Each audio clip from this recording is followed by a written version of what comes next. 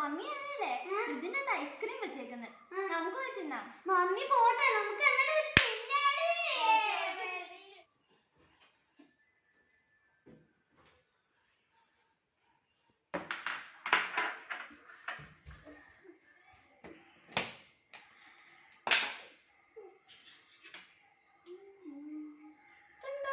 Ice cream വെള്ളം പോലെ ഇരിക്കുന്നേ.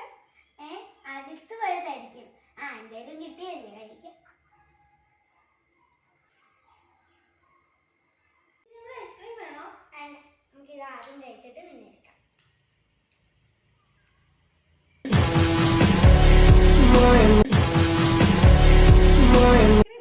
മക്കളെ സൂപ്പറാണ്. എന്താ വരുന്നത്? മാവ്. എന്തായാലേ ബാക്കിയുള്ള മാവ് കൂടെ 2 എണ്ണവും കഴിച്ചിട്ട് ഇവിടെ എണീറ്റാ മതി.